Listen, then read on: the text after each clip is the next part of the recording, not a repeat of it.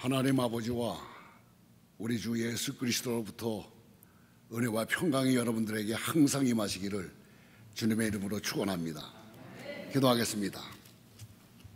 하나님, 오늘도 성령님이 말씀하시는 것을 종을 통해서 선포할 때에 지혜와 계시의 영을 도와서 하나님을 더 잘 알게 하시고 마음의 문을 열고 부르심의 소망이 무엇인지를 알게 하시고 성도 안에서 기업의 영광이 얼마나 큰지를 알게 하시며 우리를 구원하신 그리스도의 그 능력이 지극히 크심을 알게 하여 주시옵소서. 그래서 이 세상 갈 때 그리스도인으로서 능력 있는 삶을 사는 우리 모두가 될 수 있도록 도와주시옵소서. 예수님의 이름으로 기도드리옵나이다. 아멘. 오늘은 구원의 세 가지 측면에 대해서 살펴보려고 합니다. 첫 번째는 무엇으로부터의 구원인가? 이것은 웬만한 그리스도인들일 것 같으면 대부분이 알고 있는 것입니다. 죄로부터 우리는 구원받았지요. 두 번째는 무엇으로의 구원이냐? 다시 말해서 누구로 인해서 구원을 받았느냐 이거예요. 예수 그리스도겠죠. 예수님을 통해서 구원받았다고들 대답합니다.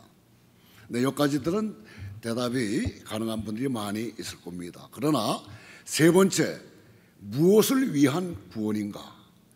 무엇 때문에 우리를 구원했는가? 여기에 대해서 자신 있게 대답하는 분들은 별로 없으리라고 봅니다.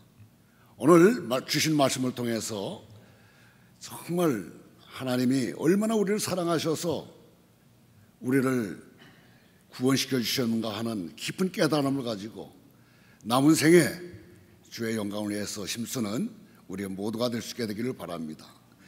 구원의 이야기, 그러면 성경 66권 가운데에서 로마서와 에베소서를 뽑을 수가 있을 겁니다. 이 두 책의 저자는 바울입니다. 그런데 바울이 로마서와 에베소서를 썼을 때에 접근 방법이 달라요. 로마서는 밑으로부터 위로 올라가는 상향적인 구원에 대한 이야기가 기록되어 있습니다. 저절히 죄 짓고 죽었던 우리들을 예수 믿음으로 살게 해주셨다는 이러한 그 구원에 대해서 로마서에서 말씀합니다. 반면에 에베소서에서는 하나님이 우리를 사랑하셔서 우리를 구원시켜 주셨다는 하향적인 구원에 대한 말씀이 기록되어 있습니다. 그렇기 때문에 이 구원이 무엇인가 정확하게 알려고 한다면은 로마서와 에베소서를 같이 공부하면서 묵상하면서 알고 있는 것이 바람직하리라고 생각합니다. 오늘은 에베소서의 말씀입니다. 에베소서의 저자는 바울입니다. 바울이 처음 등장한 성경에 보면은 사도행전 7장 스데반이 설교를 합니다. 유대인들의 마음에 찔려요. 근데 이를 갈아요. 그리고 사울을 성 밖으로 데려나가서 돌로 쳐 죽이려고 합니다. 그때 책임자가 누구냐 하면은 사울입니다. 어떻게 할 수 있느냐? 그 당시에 증인들의 옷을 보관했던 사람이 책임자였다는 것입니다. 그렇기 때문에 사울이 젊어서부터 예수 믿는 사람들을 잡아 죽이는데 앞장섰다는 인물인 것을 우리는 알게 됩니다. 그것에서 만족하지 못한 사울, 이제 핍박이 가해지다 보니 예루살렘에 있는 성도들이 각지로 흩어져요. 사마리아와 그 밖에, 그리고 저 멀리 다메섹까지 있는 사람들이 흩어집니다. 거기까지 이제 사울이라는 청년이 예수 믿는 사람들을 잡으려고 다메섹으로 가다가 거기서 주님을 만났습니다. 주님을 만난 후 그의 삶은 완전히 달라져요. 3년 동안 아라비아 광야로 갑니다. 학자들은 그래요. 거기서 뭐 했을까? 기도하고 묵상하면서 하나님의 말씀이 어떠한가를 연구하고 깨달았다는 것입니다. 그리고 그 후에 10년을 자기 고향인 다소로 가서 지냅니다. 그리고 주님을 만난 후 14년 될 때에 바나바와 더불어 안디옥 교회로 갑니다. 거기서 사역하다가 그 이드맨과 따로 세움을 받고 전도의 여행을 하기 시작해요. 1차, 2차, 3차 전도 여행을 합니다. 도합 10년이 됩니다. 우리가 1차, 2차, 3차 전도여행 10년이라고 그러지만은 그 기간은 참으로 길고 어렵고 힘든 기간이었어요. 그것을 우리는 어떻게 할 수 있느냐? 고린도후서 11장 24절에서 27절까지를 보시면 잘 알 수 있습니다. 고린도후서 11장 24절을 천천히 같이 읽도록 하겠습니다. 유대인들에게 40에서 가만 한 대를 5번 맞았습니다. 3번 태장으로 맞고 1번 돌로 맞고 3번 파손하고 일주일을 깊은 바다에서 지냈으며 여러 번 여행하면서 강의 위험, 강도의 위험, 이방인의 위험과 신의 위험과 광야의 위험과 바다의 위험과 거짓 형제 등의 또 애쓰고 여러 번 자지 못하고 줄이며 말고 설고 헐벗었느니라. 어려움을 다 기록했는데 이 중에 하나라도 여러분들이 경험해 보신 분이 계십니까? 이 10년 동안 말로 할 수 없는 고통과 고난 속에 살았어요. 40에 한 대 감한매를 5번이나 맞았다는 것입니다. 40대 맞으면 다 죽어요. 기록에 의할 것 같으면 대부분의 사람 한 70%는 33대 맞으면 죽고 만다는 것입니다. 이런 매를 5번 맞았어요. 그 몸이 어떻겠어요? 한번 상상해 보세요. 그리고 태장을 3번 맞았다 그래요. 태장은 뭡니까? 채찍질 당했다는 거예요. 그냥 채찍질이 아니라 거기에 납덩어리가 있는 그런 채찍으로 3번이나 맞았다는 것입니다. 그리고 돌 던짐을 받고 또 그리고 굶주리고 동족들, 이방인들 뭐 배가 파손되고 강의 위험, 바다의 위험 굶주리고 얼마나 힘든 그런 삶을 살았는지 모릅니다. 여러분 가운데서 선교여행 가보신 분 아실런지 몰라요. 보통 한 많아야 보름 정도 가지 않습니까? 보름 동안 가보신 분들 경험했으리라고 봅니다. 요즘에 사는 지금도 세계 곳곳에서는 어려움을 겪고 있는 사람들이 너무나 많습니다. 제가 안식년 기간 동안에 2달 동안 태국 콩켄이라는 지방에 갔었습니다. 거기서 2달 전도여행을 하는데 밤에 잠을 잘 수가 없어요. 뭐 쥐, 바퀴벌레, 뭐 별의별 뭐 도마뱀 같은 것들 막 득실득실합니다. 잠이 오겠어요?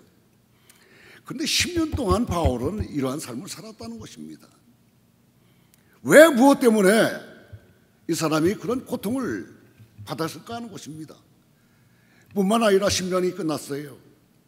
이제 예루살렘에 가서 전도여행의 보고를 가려고 하는데 주위 사람들이 말립니다.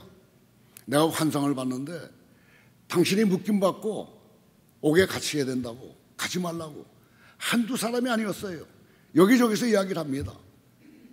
그럼에도 불구하고 이 바울은 예루살렘으로 갑니다. 처음에 저는 생각할 때 바울이라는 사람이 고집이 세니까 자기 뜻을 굽히기 싫어서 가겠지 그런 생각을 했습니다마는 하나님이 가지 말라는 음성을 듣지 못했기 때문에 자기는 가야 된다는 거예요. 그래서 갔어요. 그런데 아닌가 다를까 며칠 지난 후에 정말 그런 사건이 벌어졌습니다. 사도행전 21장 거기를 보게 되면은 드로디모라는 라틴계 사람을 성전에 데려갔다는 그 말도 안 되는 제명을 뒤집어 씌워가지고 잡아서 성 밖으로 끌고 가서 돌로 쳐 죽이려고 합니다.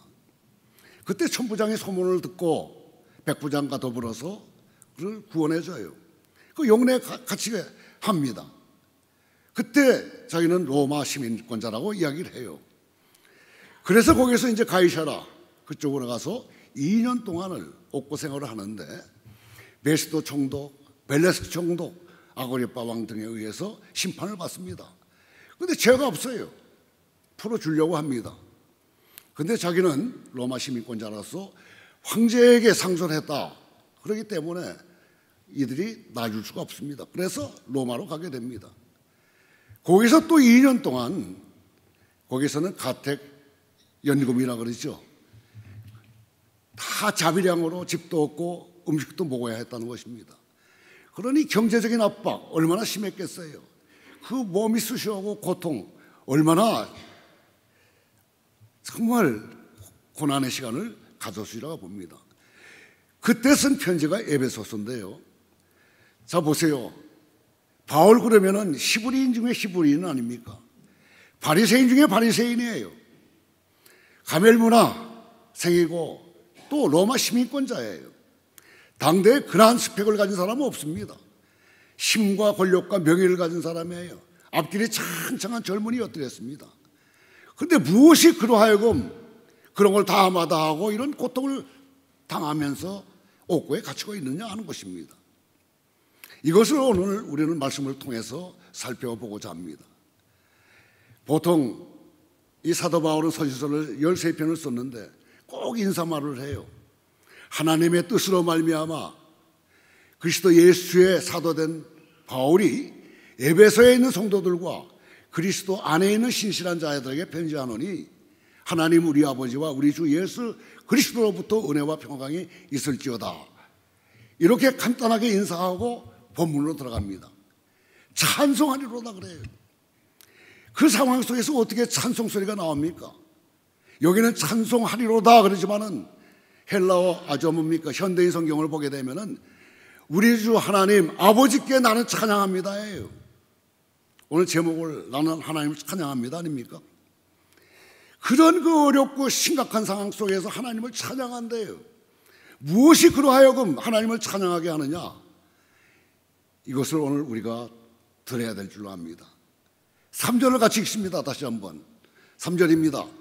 찬송하리로다 하나님 곧 우리 주 예수 그리스도의 아버지께서 그리스도 안에서 하늘에 속한 모든 신령한 복을 우리에게 주시되 하늘에 속한 모든 신령한 복을 우리에게 주시되 그랬습니다. 이 주시되라는 말은요 이미 주셨다는 거예요.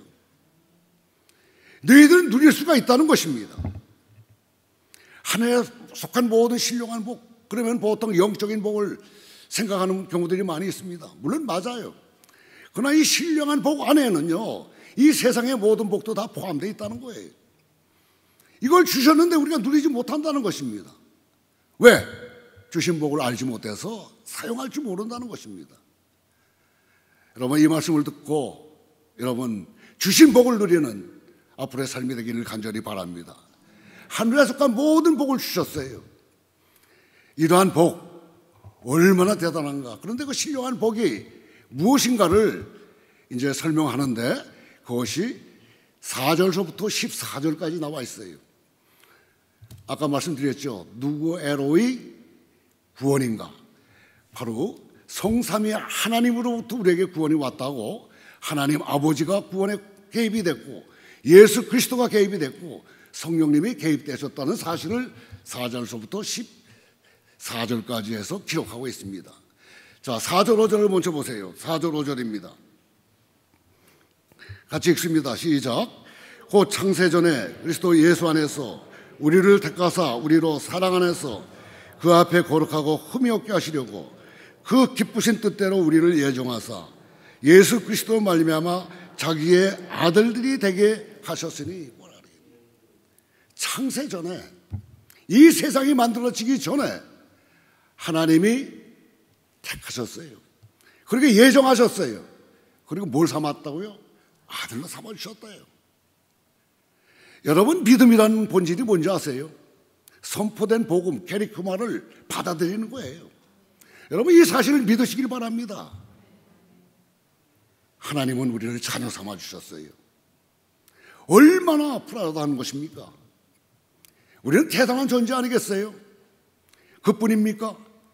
두 번째 예수님께서도 또 개입이 되셨어요. 자, 그 다음 보세요.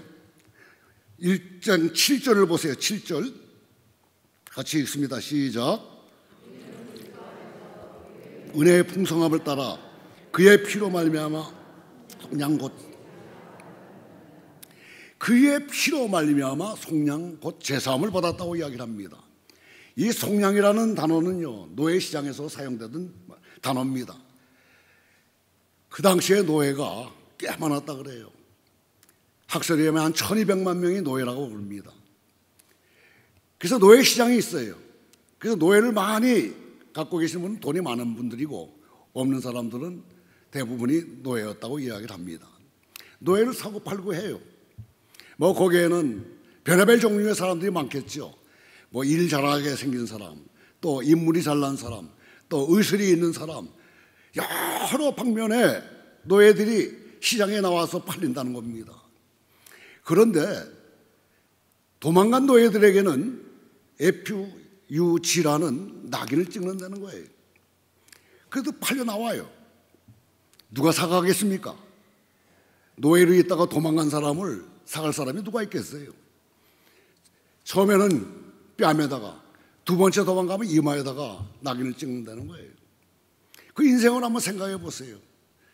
참 정말 심각한 상태 아니겠어요? 이렇게 죄 많고 도망질하고 하는 그러한 노예들을 누가 샀느냐? 바로 예수님이 사셨다는 거예요. 우리의 모습이 어떻습니까? 우리가 바로 그런 노예 같은 자들 아니겠어요? 근데 십자가에 죽으시면서 피 흘리시면서 값주고 사셨어요. 속량하셨어요. 그리고 죄를 씻어 주셨다는 거예요. 이 얼마나 대단한 존재입니까, 내가?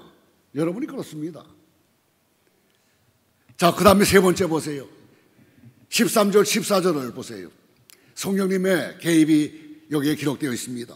13절, 14절입니다. 같이 읽습니다.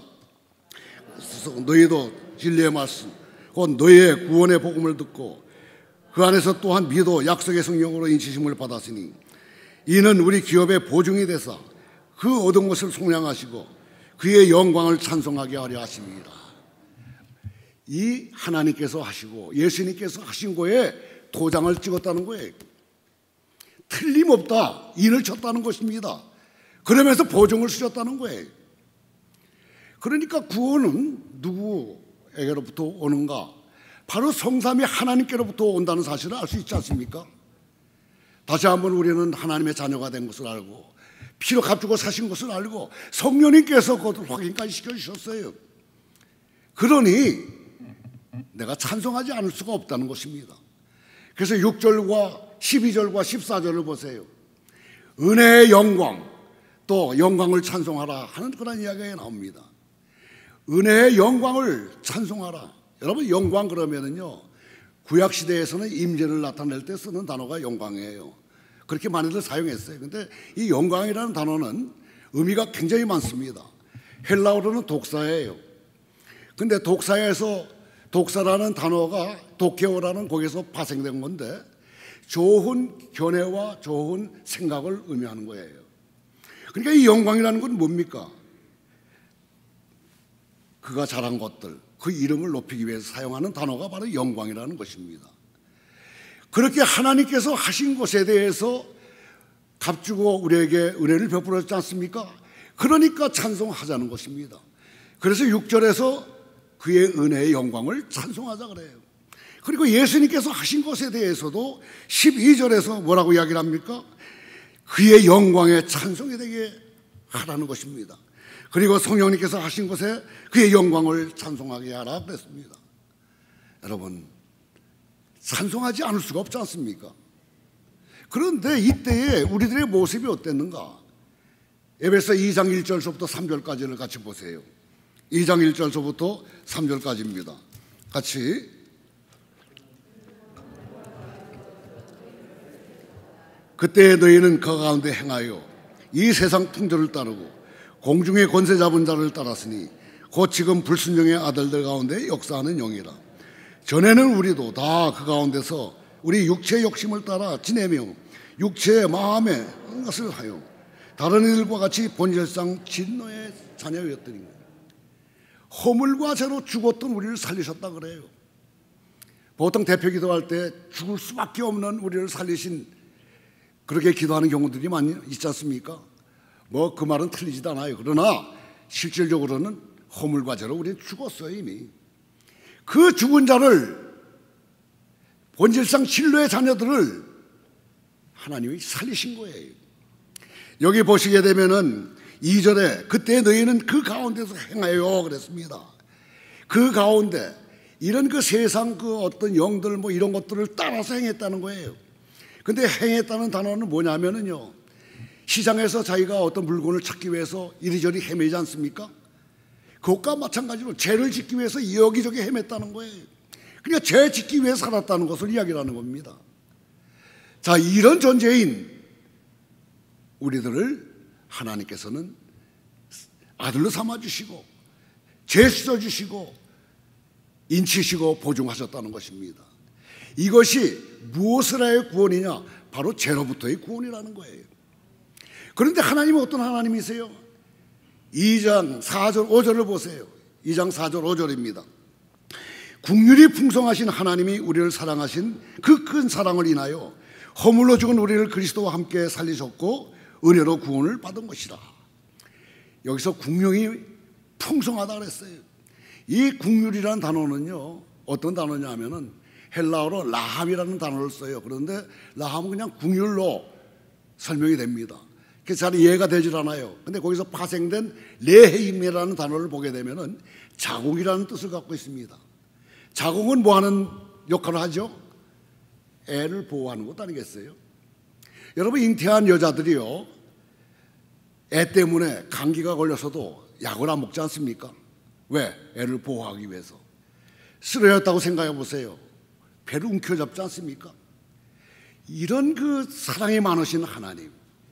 그런데 긍휼이 많다 그러지 않고 긍휼이 풍성하다 그랬어요. 차가 넘치는 그러한 그 사랑을 우리 하나님이 가지셨기 때문에 그분이 우리를 아들 삼아주시고 죄 씻어주시고 성령님께서도 동원되셔서 인치어주시고 보증하셨다는 것입니다. 여러분, 이 사실을 알 때에 얼마나 기쁘겠어요. 저는 로마서를 통해서 은혜 받고 주의 종이 되기로 작정을 했습니다. 그러나 이 에베소서를 통해서 이 말씀을 깨닫고 나서는 온몸이 막 전율이 오더라고요. 야, 하나님의 사랑이 이런가? 그냥 뭐 죄인으로서 예수 믿으면 구원받는다. 아직 죄인 되었을 때에 예수님께서 죽으심으로 하나님의 사랑을 확증하셨다. 그것으로서 은혜를 받았는데 그것보다 더한 말씀이 바로 여기에 기록되어 있더라고요.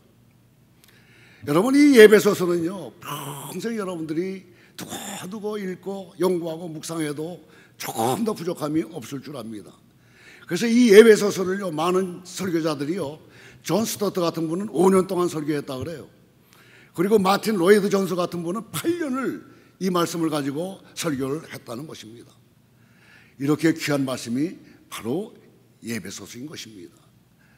자, 보세요. 첫 번째, 두 번째는 해석됐죠.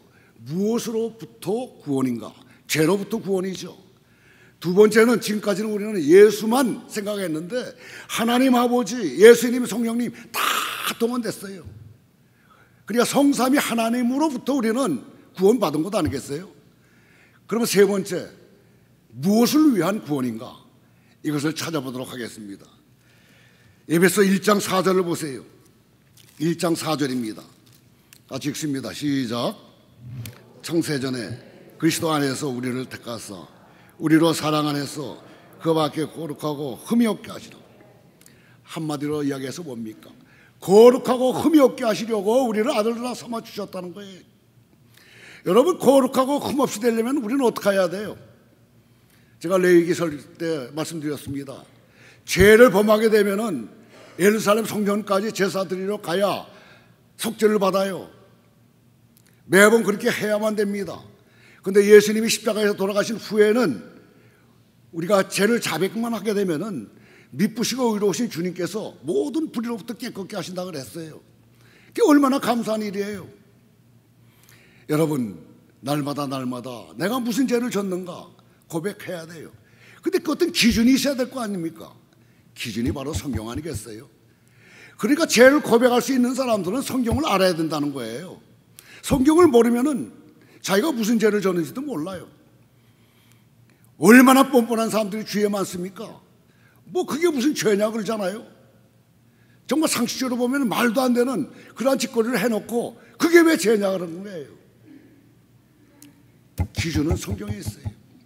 그러니까 성경을 읽어야 돼요. 성경을 연구해야 돼요. 성경을 묵상해야 됩니다. 그러기 위해서 우리는 어떻게 해야 돼요? 날마다 모이게 힘쓰면서 같이 배우고 익히고 서로 나눔의 시간을 가져야 되는 것입니다. 이걸 어디서 해야 돼요? 바로 교회 안에서 해야 돼요. 아까 제가 기도할 때 그랬죠. 성도 안에서 기업의 풍성이 어떠한지 이것은 교회 안에서 성도들끼리 모일 때에 우리는 맛볼 수 있는 거예요. 그러니까 보여야 되는 것입니다. 그러니까 이 사실을 알았을 때에 우리는 회개도 해야 되고 그래서 흠이 없고 깨끗해져야 되겠지만은 여러분 이러한 그 장치를 만들어준 하나님 얼마나 감사합니까? 그러니까 우리는 예배에 참석하면서 말씀을 듣고 내가 무슨 죄를 졌는가 확인하면서 고백하면서 용서받고 흠이 없는 상태에서 거룩해지는 그런 길로 가야 되는 거예요. 이게 구원을 하신 하나님의 목적이라는 것입니다. 두 번째 보세요. 예수님이 또 뭘 하셨는가? 1장 10절을 같이 읽습니다. 하늘에 있는 것이나 땅에 있는 것이 다 그리스도 안에서 통일되게 하자. 다시 말해서 하늘에 있는 것이나 땅에 있는 것이나 하나가 돼야 된다는 것입니다. 예수님께서도 십자가에 지시기 전날 기도하지 않았습니까? 요한복음 17장을 보시게 되면 자기 자신을 위해서 제자들을 위해서 성도들을 위해서 기도하는 내용이 나옵니다. 거기에서 강조했던 것이 뭐예요? 제자들이 성도들이 하나 되게 해달라고 그렇게 간절히 기도하지 않습니까? 여러분 이 하나됨이라는 것은 굉장히 중요해요. 그럼 하나됨을 어떻게 하면 될까? 이것에 대한 답도 다 성경에 나와 있습니다. 에베소 4장 1절부터 3절까지 보게 되면은요 평안에 매는 줄로 하나 되게 하신 것을 힘써 지키라 그랬어요. 그러기 위해서는 겸손해야 돼요. 온유해야 돼요. 오래 참아야 돼요. 사랑으로 서로 용납해야 되는 것입니다. 그러면 하나가 될 수 있다는 거예요. 여러분 교회 내에서 파벌을 조성하는 경우들이 많이 있어요. 이건 정말 잘못된 것입니다. 하나 되는데 힘써야 돼요. 이 하나됨이 얼마나 귀중한가. 그래서 보면은 교회의 본질이 다른 것이 아닙니다. 거룩함과 하나됨이에요. 이것 때문에 계속 교회들마다 다툼이 있었던 것입니다. 2000년 교회 역사 거룩함과 하나됨 이걸 파기하기 위해서 전통과 세속이 계속해서 다투었던 거예요. 그래서 교회가 분열되고 교회가 세상 사람들에게 질타를 받는 것입니다. 교회의 본질은 바로 거룩함과 하나됨입니다. 만약 우리 모두가 다 하나됨과 거룩함에 이르게 된다면 이 비전교회는 아틀란타뿐만 아니라 전 세계에 소문난 교회가 될 줄로 믿습니다. 오라오라 하지 않아도 차고 넘치는 교회가 되고 능력 있는 교회가 분명히 된다는 사실을 기억하시길 바랍니다. 이것이 바로 구원을 위한 목적이에요. 거룩함과 하나됨. 이 사실을 꼭 기억하시면서 이 세상 속에서 그리스도의 향기를 바라면서 승리하는 우리 모두가 될 수 있게 되기를 바랍니다. 다시 한번 말씀드립니다. 무엇으로부터의 구원이에요? 죄로부터의 구원입니다. 무엇으로의 구원인가? 성삼위 하나님으로부터입니다. 무엇을 위한 구원인가? 뭐예요? 거룩함과 하나됨입니다. 이것을 힘써 지키게 된다면 아름다운 역사가 있게 될 줄로 믿습니다. 여러분의 남은 생애에 거룩함과 하나됨을 위해서 모여서 기도하고 예배드리고 하나님께 나아가는 아름다운 역사가 날마다 삶 가운데 있게 되기를 간절히 축원합니다. 마지막으로 이제 고인이 되었지만은 강수연이라는 배우 있잖아요. 그가 평소에 이런 이야기를 했대요. 한참 영화계가 어려운 때가 있었어요. 그때 동료 후배들에게 이런 이야기 했다고 하죠. 야, 너희들이 돈이 없지 가오가 없냐고. 여러분 이것이 참 제 마음에 와닿더라고요. 네가 가진 게 없어서 좀 불편하긴 하지만은 넌 그리스도의 종 아니냐? 가오가 없냐? 새삼 다시 한번 깨달으면서 하나님께 감사를 드렸습니다. 여러분 이민사회에서 어렵고 힘들고 참 부족한 것이 많이 있어요. 그러나 우리는 다 하나님의 자녀고 죄짓음 받은 자들고 성령님께서 인정까지 해주시는 분이에요. 뭐가 부족하겠어요? 당당하게 그리스도인답게 사는 여러분과 제가 될 수 있게 되기를 주님의 이름으로 축복합니다. 기도하겠습니다.